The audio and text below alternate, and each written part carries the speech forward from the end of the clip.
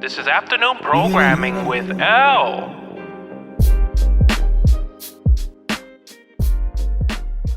Hey, what's going on? It's episode, I had to look at it. Episode 9. I always have to look because I don't remember and I'm very forgetful. Episode 9 of afternoon programming. Hi, Hawk.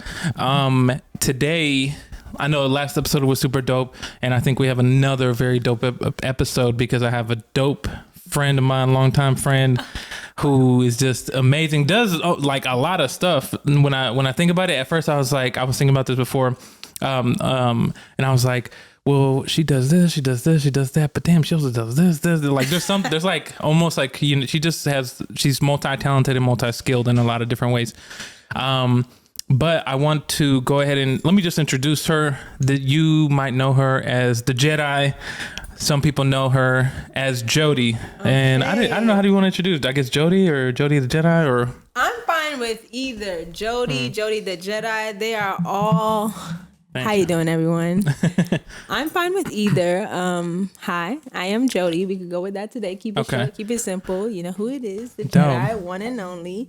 And I'm here with my friend, Hawking. We have a little up and down relationship, but it's more ups than down, right, booby? That's why she's like, I didn't want to be on camera. I'm right here. But thank you for being on the podcast. I appreciate it so much. Yeah, no problem. And so... Thank you for having me. Oh yeah, of course. I got to, I had to get the crew on. And so I wanted to give before we get into it, you want to plug like your social media or anything you want to promote or push? Okay. My social media, my Instagram specifically is at just Jodi with 3 underscores. So that's JUSTJODIE. 3 underscores. Just like, Right. Also follow me on Twitter because Instagram is cute and everything. And literally as we're recording this, Instagram and Facebook is down. Okay. So remember this day. Yeah. So as cute as it is, Twitter's been holding us down since damn near 07. Okay. Man, so that's crazy. It's a long ass time. That's what's that? 13, 14 years? God, yes, we are in 2021. Every time you think about the years, it's just like, am I gonna know? Wow. But yes. Twitter, young, YUNG _master, MASTA _Jedi, JEDI. Yes, make sure you follow her because she's super dope, super funny. And like I said, you're always like doing something. You're always like, every time I look at like your stories, like or something, you're like, hey, I'm at this event. Hey, I'm doing this. Hey, you over here dancing. You salsa. I saw yesterday you were salsaing with with Jeremy Avalon. Yes. Yeah. Oh my goodness, I love Jeremy Avalon. First of all, shout out to the entire work crew family. Shout out to work crew. Love them. Big brothers, big sisters. They hold me down personally, professionally. Like definitely have a big impact on my entire life in Atlanta. Yeah. That's super dope. Shout out to them.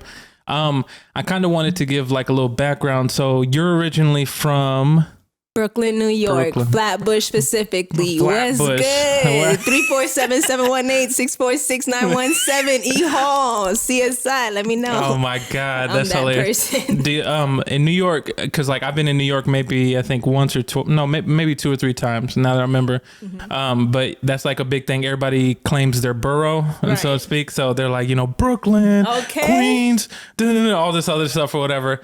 And then, do y'all like? I know there's certain like trains, like they have the A train or what is it? We have a plethora of trains, honestly. It literally stems from the 1 train all the way down to the 7. So we have the 1, 2, 3, the 4, the 5, the 6, the 7. And these are all trains that interconnect through the boroughs. So like the whole concept of driving was literally a figment of my imagination until I got to the South. Of course.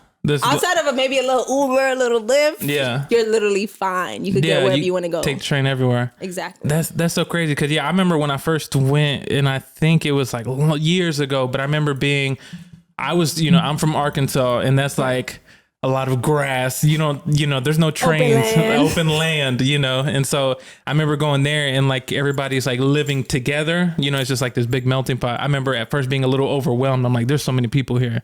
And then, sometimes get on the train when it's like busy and everybody's like packed in like sardines. It's like goddamn, Perfect example. Yeah.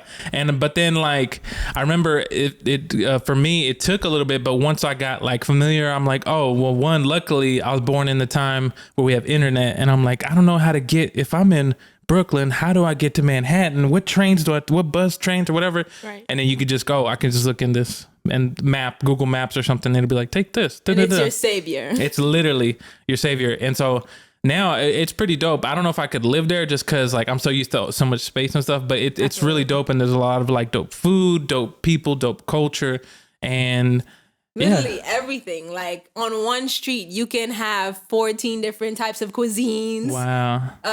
Visit 3 different beauty supplies from 3 different nationalities. Have a liquor store, a school, a church on one street. Wow. So accessibility is, their go-to. No, definitely. How long did you live in New York before you came to the South? I was born and raised. So I left New York when I was 19. Mm-hmm. And I got here. I was about to turn 20 when I got here. Wow. Yeah. So I've been here officially 6 years. August 15th, 2021 made my official 6-year mark. So I am almost an Atlanta peach. You heard? So let me ask you, was there, because like I know for me, before I made the move to Atlanta, there was like a lot of different places that I wanted to go. Like, I think originally back in the day before, I think March 10th this year made it 5 years since I've been here. Oh, wow. Yeah, okay, congrats. Thank you. And like, but before I moved here, like I actually, people, sometimes we have plans. We're like, this is what I'm planning for. And sometimes it doesn't work out. Like originally I wanted to go to California because I graduated college with like a degree in film, and I'm like, you know what, I'm gonna be out there just shooting movies or shooting commercials or whatever, and that's when I'm gonna do my thing. Right. I even went as far as to go visit California, and I was checking out places and stuff, and I had friends who lived out there, and I was like, damn, it's expensive as fuck out here. Honey, okay, let's get into it. First of all, Atlanta has now become one of those cities, but it was always New York and Cali where it's just prices are crazy. Exactly. And like, I was like looking at my friends who lived there, and they lived like in these small like houses or apartments with like 6-7 people who lived in together just to be able to make ends meet to live in a place. That space, yeah. And so, but then that ended up not working out, and somehow the universe kind of lined up stuff where I just sort of I noticed, I was like, oh, it seems like Atlanta's like, hey, we right here, just come over here. And so I was like, let me take the chance, because I used to do this thing where every year I'd be like, do I feel like I'm progressing here? And then if so, I'm going to stay another year. And I would do that. And then eventually I'm like, I love it here. It's amazing. Yeah. It's amazing. For you, what brought you to Atlanta of all places? You could have went anywhere. Was it like family or? I could have went anywhere, but if I'm being 100% honest, I wasn't even intentionally thinking about leaving Brooklyn, leaving New York. That was all I knew. Yeah, I took vacations here and there with my family to other states, but not once in my mind was it ever like, I want to leave here and never come back. Wow. Yeah. The move occurred because my older brother, I am the last child of 6. Wow. So I have 4 sisters and 1 brother. Wow. Yes. My older brother, he had gotten married to his partner. And him and his partner actually bought a house here in Georgia, in Decatur, where it is greater. I know only lame niggas gonna say that. I have to say it all the time. Let me get my little pass, okay? Thank you. But they bought the house, and at the time I was still back home. I was in a relationship with my ex-girlfriend, and I was in school. I was going to College of Staten Island. And I was working 15 million jobs, like the true Jamaican nature. and life was just becoming a lot very quickly. I had realized I was living on my own. I was living with my ex-girlfriend. And I had realized like, okay, I'm going to need to do way better with time management than I'm doing right now. And I left school. On top of the decision of leaving school also came from me just being there physically and not being there mentally. Literally going into college right after high school is a common thing for most young adults to do. But in my personal opinion, it may not always be the wisest. Yeah, no. Because you don't give yourself any time to be like, okay.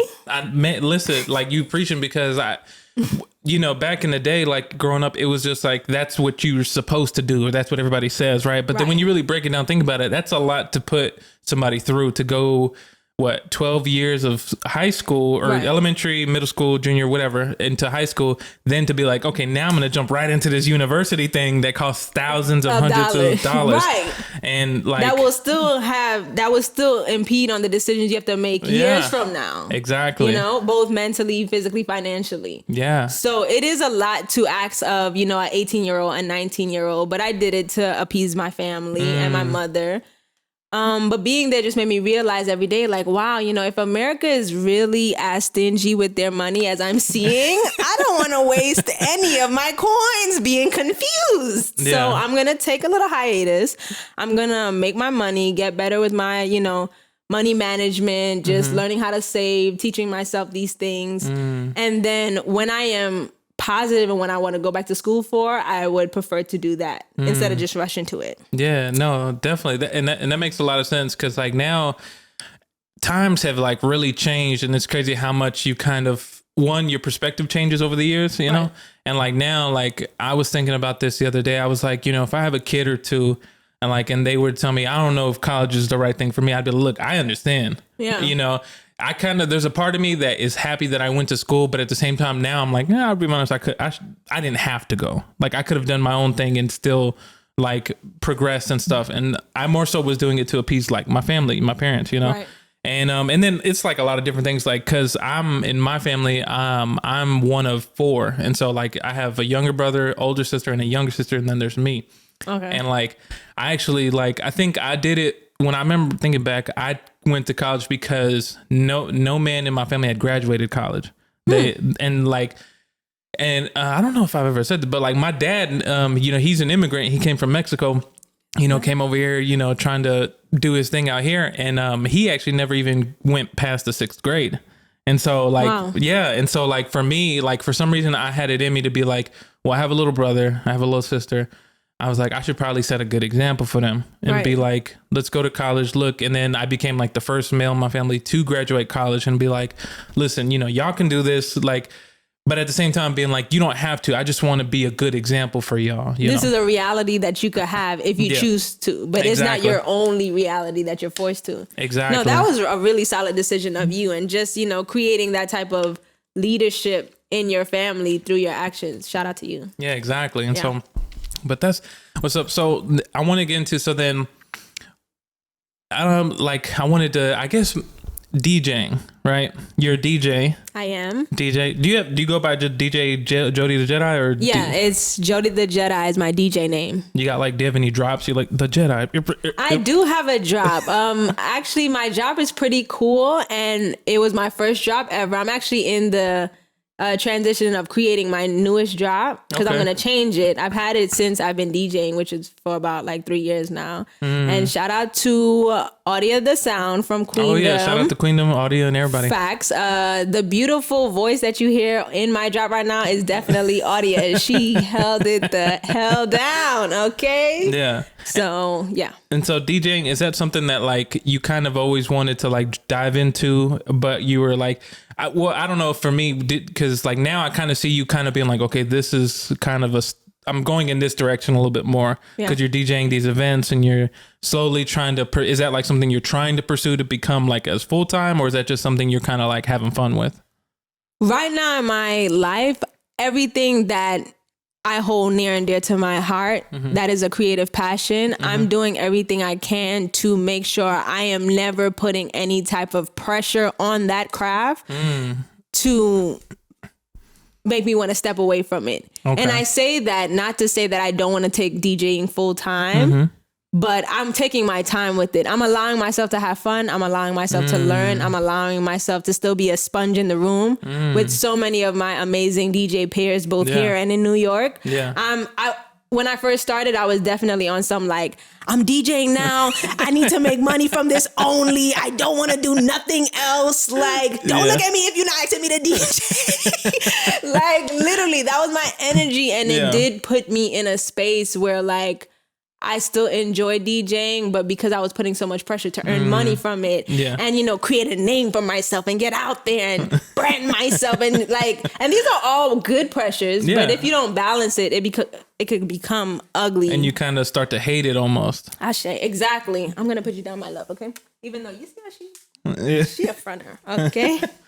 But, yes, no, I am definitely taking my time with DJing because knowledge is knowledge at the end of the day. And once you have a good understanding of the craft, you're personable, you're passionate about what you do, you have taste in what you do, success is inevitable. And I know that. So I'm just constantly finding that balance and always making sure like I'm not, you know, being my own worst enemy and being too in my head and limiting myself from opportunities. Every time I get an opportunity to DJ, I'm gonna be there as long as it makes sense and I'm DJing for a person or entity or a group that I align myself with. I'm with it 100%. I feel it. I feel like that makes sense. I was gonna say, besides DJing, is there something right now that's kind of has your attention in that creative area that, like, for example, like I know for me, do you have something that you want to work towards, like as far as, you know, that age-old question that like your parents always ask, what do you want to do with your life? Like, you know, that do you have something? The age-old question, What do you want to do with your life, Lord. Honestly, and this is going to sound really weird too. It's like, Jodi, you should like revamp your goals. but genuinely, even before I moved to Atlanta, dancing, DJing, and event production, that's always been my cup of tea. Even when I was in Brooklyn, without me even acknowledging that, oh, this is what I want to pursue with my life and goal. I was doing all those things back home without giving myself credit for it. Literally, my first job ever was at the Brooklyn Children's Museum.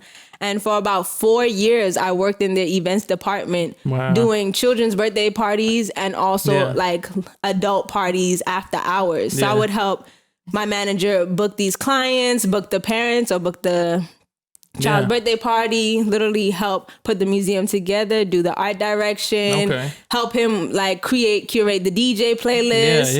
And at the time, I'm doing these things, again, off the strength that I'm passionate about it. I love working with kids. I love music. It's the best of both worlds. And not until I moved to Atlanta and I actually graduated from SAE, Audio Engineering School, the career advisor there actually gave me an opportunity to volunteer for A3C. Oh, yeah. And that's how my whole career with A3C began until, you know, I started getting paid. Not until I was in that position where I was like volunteering with A3C did I like come home one day and I was sitting down like, I've always been doing event production and I didn't even know. Right, exactly. So it was like it's constantly full circle moments are constantly happening for me. And if nothing else, those are the moments that genuinely remind me to like, girl, take a chill pill. Like, I know you're like, I've always felt like I've been surrounded by greatness, whether that be my family or my friends. And I'm always the youngest in the room as well. So there's this crazy amount of pressure that I put on myself because I'm comparing myself to people 5+ years older than me who are probably not in this season that I'm in. And I'm just like, Jodi, gotta do better. Gotta be better. Okay, you gotta do more.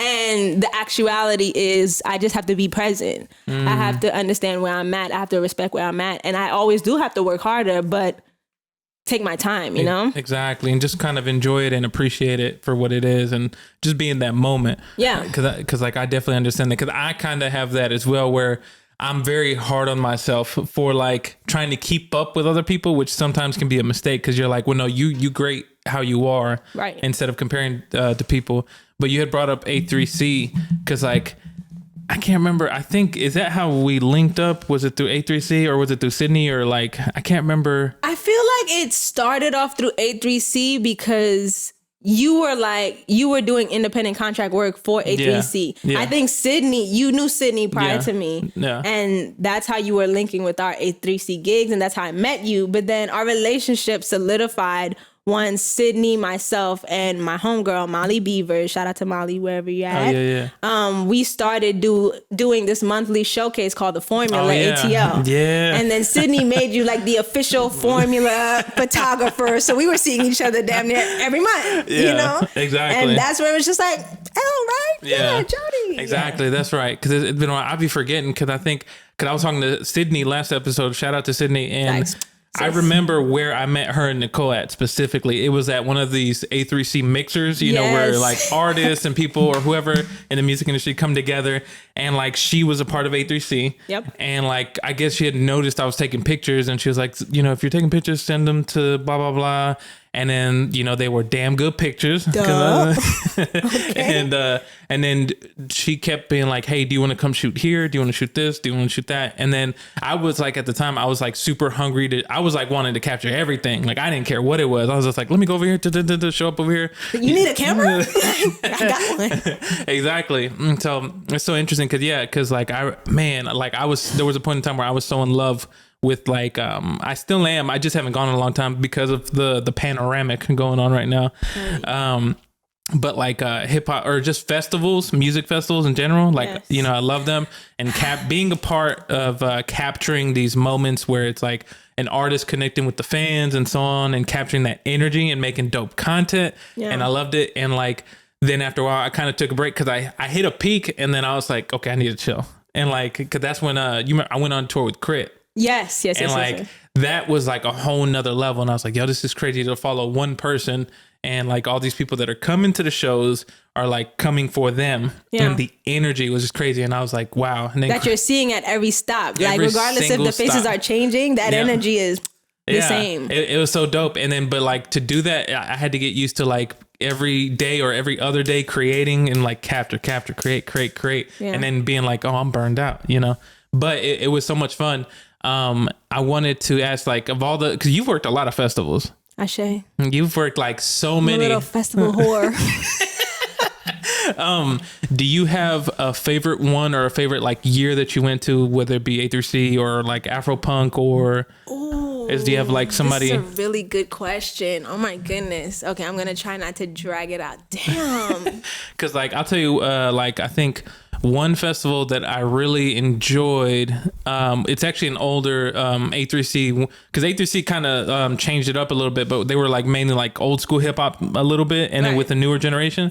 And there was one year where it was like my dream like year, because I was like, I have these idols in the music industry, like producers, and then I got to meet artists that I never thought I was going to meet. So like I met Jay Electronica one year because he had a show, and I was like, God body, okay. Yeah, and he was performing these songs that I knew word for word, and I'm sitting here like capturing photos of him. And I remember, and afterwards I got a picture of him and I met him, and I was like, yo, I never thought this would happen. And then I also met like Ninth Wonder one year, and like I was like, when I met him, he was so cool, and I've met him a few times here and there, like throughout the years. Okay. But when I first met him, I was like, you're like a father to me. Like you raised me in this hip hop game, you know? And it's just like crazy because like who is it? Like I'm trying to think if Ninth Wonder is dope though. First of all, don't drag me. I just discovered Little Brother about 4 years ago. Amazing and music. Wow. Don't drag me though. Drag me a little bit. No, exactly. And so it's crazy. But do you have one that like festival that you remember, or like an artist that you were like, oh shit, I'm gonna get to see this? You know, okay, so I have a few. And just over there. Oh, yeah. Okay, cool.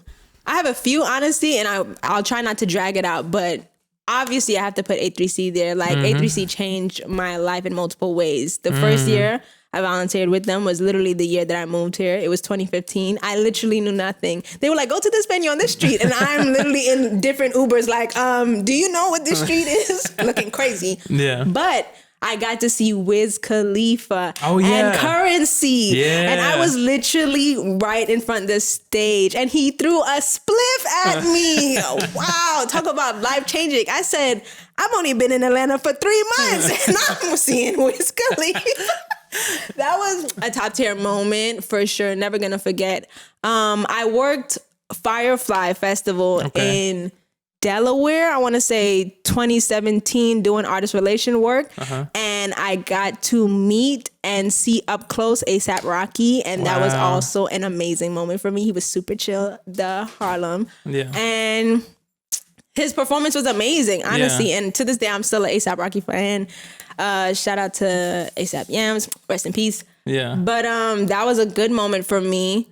Back to Atlanta, I want to say this also may have been either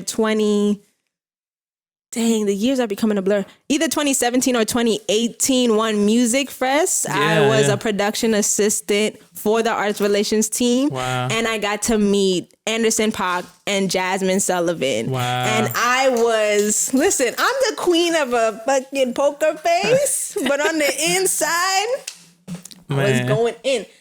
Anderson .Paak? And I met his mom and his aunt, and they were just kikiing with me, and they were just like, "You're so young. What are you doing here? You look like you're 15." I said, "Ha. Do you need any water? I got you, bitch." They was like, "Okay, well, you just keep that good spirit, okay, and don't let nobody taint it." And I was just like, "I won't. I promise." Like, Jasmine is also like a super sweetheart. Yeah. Like, and just that was my first time seeing both of them perform live as well. So being a longtime fan, I was definitely like, okay, my job is done. I'm going in the audience. What else? Okay, Jasmine, A$AP, Wiz. Okay, I want to say, what was this? 2018, A3C, seeing Wu-Tang, seeing Lil Wayne was crazy. Wow.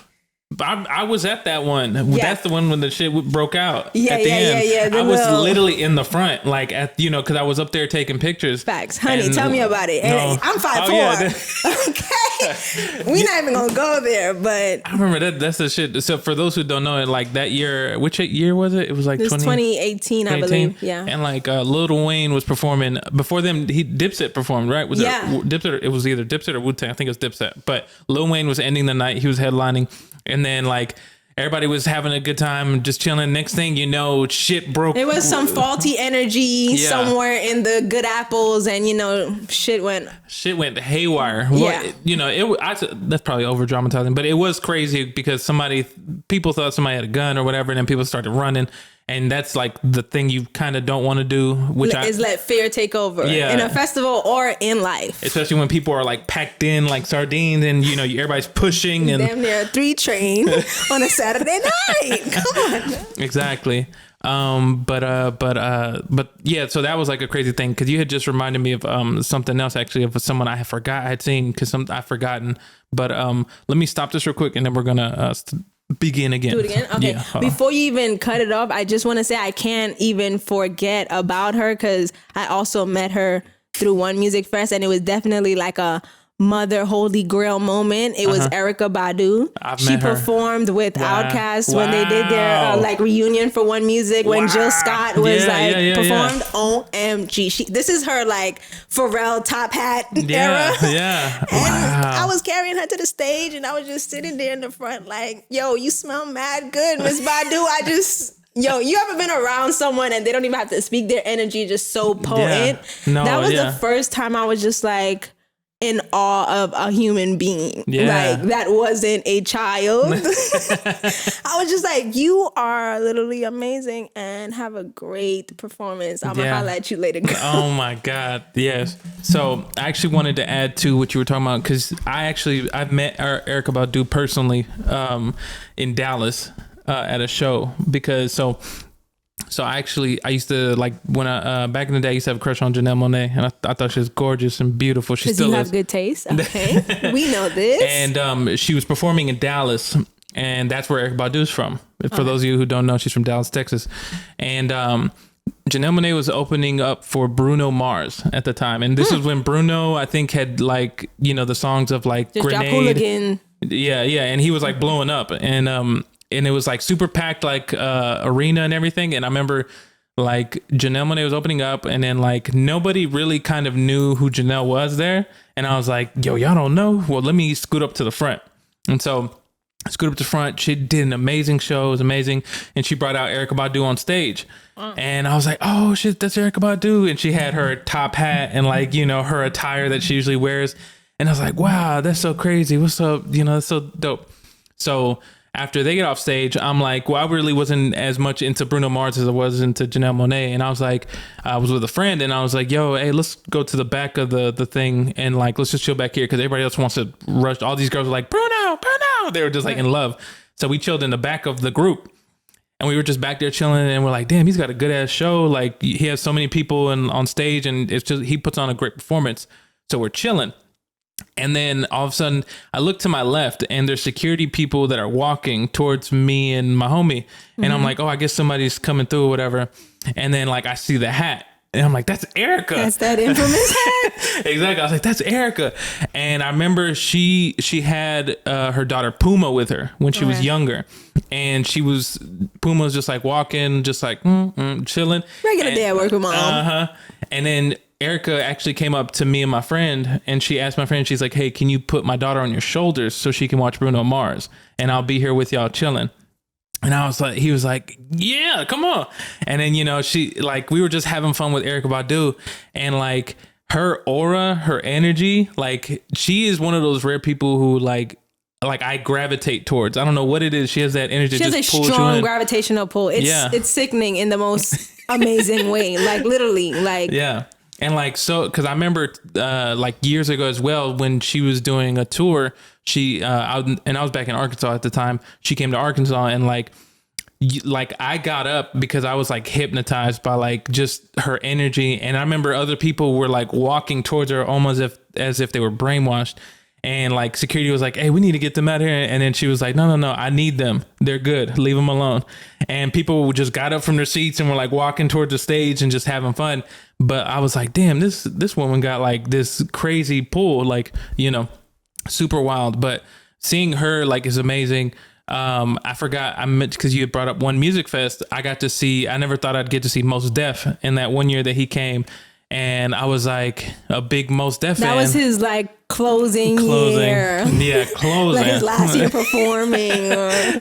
But yeah, I was like, he not done, man. That dude, he loves to perform and he loves music and hip hop. And so, right. But it was crazy to be able to capture like photographs of him come out and like perform songs that people knew. And then also just like, you know, kind of seeing somebody that I never thought it'd be like as if one person that I want to see that I feel like it'll happen, but I don't know when, or maybe I'll meet him, but I want to meet Andre 3000 and like Outkast. And I've met Big Boy before, but Andre 3000 is like elusive. He's like, I'm here and then I'm gone. Right. I'm a damn Casper. I'm out here playing the flute over here, chilling in, you know, Decatur somewhere at a coffee shop. But he's you like, know, if you come on a random Tuesday at 1:32, I may be in local Atlanta eating some food. Like, exactly.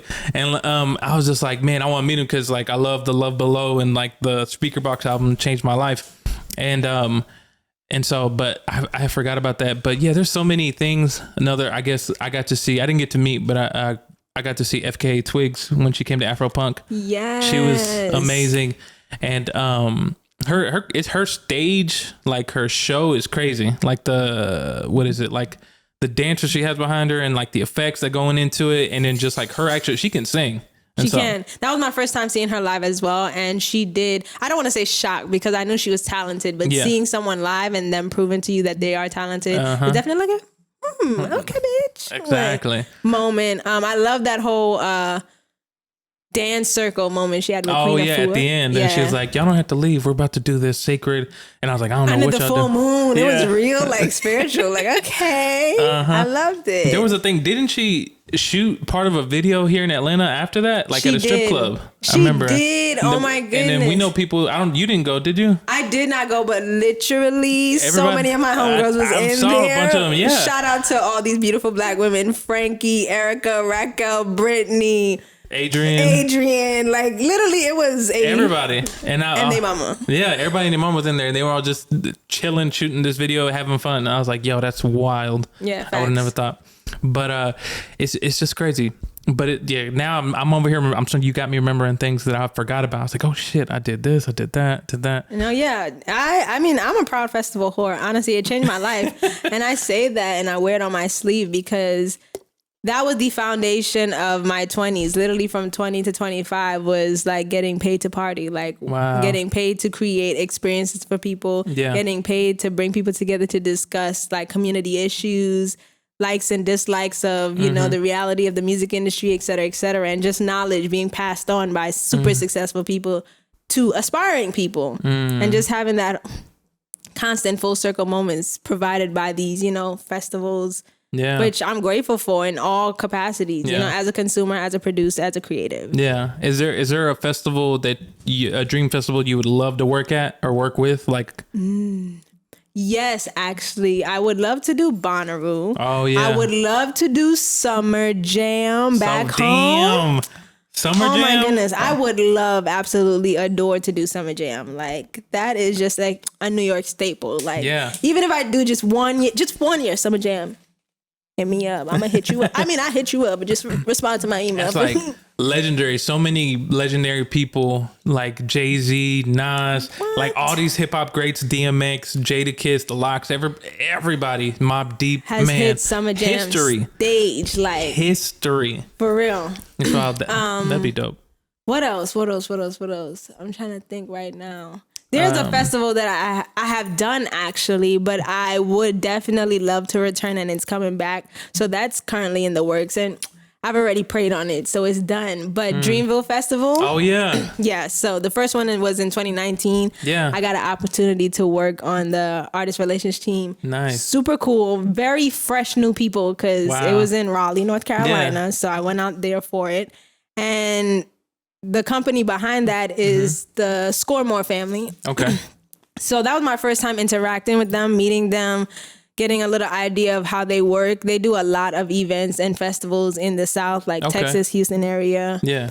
So yeah, I loved it. It was literally seamless. Like, it was amazing. That was not my first time seeing J. Cole. My first time seeing him was actually 2013 back home in New York at the David Letterman show. Wow. Randomly. Yeah. This is like Born Sinner days. Like, he has no locks, anything. And it was an intimate audience. I was literally... Wait, was that the one? What song did he do? Is that the one where he sang? Or no? Because I remember seeing a video of him on David Letterman, but it was like a very emotional like song. Oh, I know what you're talking about. And he had the "Fuck Money Save the World" shirt. Yeah. Okay, so that was a few years after he had came back to the Letterman show again. Gotcha. Okay. But this was in like 2013 when he was like getting ready. He was doing his like run for like Born Sinner. Yeah, Born Sinner and everything. And I was like in the second or third row. I had 2 tickets. I had invited my friend, but he wasn't able to make it. So I literally just like was online and I saw somebody struggling. And I was like, hey, I have an extra ticket. Live your best life. And I was in there dolo. I had to be, dang, how old was I? I had to be like 17, 18. Wow. So I was like, if you think I'm a baby in the face now, like I was an infant in the face. And I remember him, like I was in there going in like word for word, rapping everything. And I remember like making eye contact with him a few times while he was rapping, and every time he would look at me, he was probably just looking at me like what is this little girl doing it here? Right. Like, where's your parents? Like, I was reaching out like, give me a dab. He gave me the dab. I said, ooh, this is why I love you, sir. Thank you for making my entire life. So seeing him again years after everything he's done personally, professionally, music wise, watching him grow, seeing him at Dreamville was like, top tier. Like that audience, that everything, they killed it. Really, as you know, like dope as a company. Like I can only imagine. So then let me to switch gears a little bit. Let me ask you this question, and you might be able to share some knowledge to the people who are listening. Heard that. For people who maybe are wanting to head down a similar path like yours, whether it comes to like this working with festivals or working with these event places, do you have any advice for like people that are trying to get into that, who maybe don't know how to actually break into it, or like who to talk to, or like just wanting to get into that realm of like they enjoy doing that type of things too? Do you have like any advice for them? That's a really good question. I thought you were like, no, fuck y'all, get on. Get it out the trenches. I had to get it out the mud. I would never, and I say that strongly, even though I don't like to say I would never do a lot of things because life changes. But I know myself at the core, and I would never have that attitude with anyone, because literally from the very beginning moment of like just me being in the workplace, even back home, I've been blessed enough and fortunate enough to be surrounded by selfless people, confident people, caring people who were secure within themselves. So they never mind extending opportunities, knowledge, love, support to others. And I'm very blessed to be in that space, but also be the person that I am to allow people to want to extend grace, extend love, extend opportunity to me, you know? And I think that very much has a lot to do with it. You know, if people will always work with you, people will always guide you, assist you, care for you, support you, if they can invest in you, if they see you're something worth investing in, if they see your potential, if they see that you care, if you're a good person. Yeah. And a good person could, the definition of a good person could vary from most people, obviously, depending on, you know, their entire life story. But at the end of the day, everyone knows wrong from right, you know? And as long as you're a solid person, it's not hard to get people to invest in you as a person. And that's been a lot of my journey, you know? I've always come to people with like the most clear intent and the most honest intent, and just let them know like, hey, this is where I'm at. This is what I'm good at. This is where I want to be. This is what I want to experience so I could get to A, B, and C. Do you have any ideas? I've always been willing to put in the groundwork. I'm not lazy. Yeah. And I get it done with a smile on my face. And, you know, at the end of the day, regardless if you're in the film industry, music industry, art industry, whatever industry you're in, people will work with you if you are personable, if you are kind, if you are professional, and if you have, you know, a certain set of characteristics. If you're an easy person to work with, work will always find you, you know? But if you're difficult, you know, you're hard to communicate to or listen to. Yeah. You're going to get out the mud. Yeah, like you're just going to have to, you're going to have to get it out the mud, because unless you do a little self-work and get better at being a human being, you know, people are not going to be able to connect with you. I dig that. You know? So that's definitely, I think, be personable. Be someone can talk to. And be teachable. Yeah. You know, if you're not teachable. Basically kill that ego. Yeah, 100%. I didn't want to like drag them. Like 100%. Kill your ego, okay? Because FOH, especially if you're in a space where you're trying to receive, no one has time to hear you talk about a whole bunch of nothing. Yeah. You know? So kill the ego. Be willing to do the hard work. Be willing to be consistent with the hard work. And that last one, I'm saying that for everyone, but it's also a reminder to me. Consistency is key. Exactly. You know? Consistency is key. Definitely. 100%. I dig that 100%. And I think that's a good place to end this episode of Afternoon Programming. Jodi, I appreciate you so much for dropping the knowledge and just telling these stories and stuff. Cause I'm like, damn, I sure forgot about this shit. I forgot about this. And you know, cause life just be like I was thinking about the other day. I was like, man, I felt like it was just yesterday. I just got to Atlanta. And I'm here doing all these things, you know. And time will, as you get older, time just goes faster and faster. And I definitely hear you. Like every time I even think about, like I always say, this is part 2 of my 10-year Atlanta run. And for year 6, I'm in an extremely strong place. Like as a tourist, I am a fixed sign. So it could take me a while to adjust to things. And I told myself literally as soon as I move, like, obviously I'm going to create, I'm going to pursue my passions, but I'm a very big person on collecting data. I need to collect data. I need to observe my environment. I need to spend time with the people around me so I can know them. Not like, oh, we spent 2 weeks together, we're best friends. Like I want to know you over the longevity of some months, some years, to really see who you are at the core. Are we going to mesh professionally just because we mesh personally, et cetera, et cetera? And after 5 years of collecting data, collecting experiences, collecting all these things, finally in a space where I feel like, I know I'm in a space where I have all these resources around me. I have all these amazing human beings who love me for me, first and foremost, for Jodi, Megan Ramirez Keene, not Jodi the Jedi, not the DJ, not the event producer, not any of that, but for me as a person who will ride for me and who want to see me win. And at this point, it's just a matter of how much do I want to see me win, you know? So I'm feeling really good. And I appreciate people like you who give me opportunities to even, you know, have my voice be heard. Let me use my little throat chakra, talk my shit. Feel me? I get it. No, definitely. It's all love because, like, I love talking, and then it's good. I think it's good to have conversations like these with people you're close to, and then even people that you might not know, because you never know what somebody will say and be like, damn, okay, I connect with that, Right. And so it's nothing at all. But before we get out of here, I just want to say one more thing. Can you promote your social media or anything? Well, I mean, we just learned, by the way, too, that Facebook supposedly is deleted. Woo, honey child. First of all, the government told us they was broke. Now Facebook is deleted. The scandals. Where's Olivia Pope when you need her? Okay.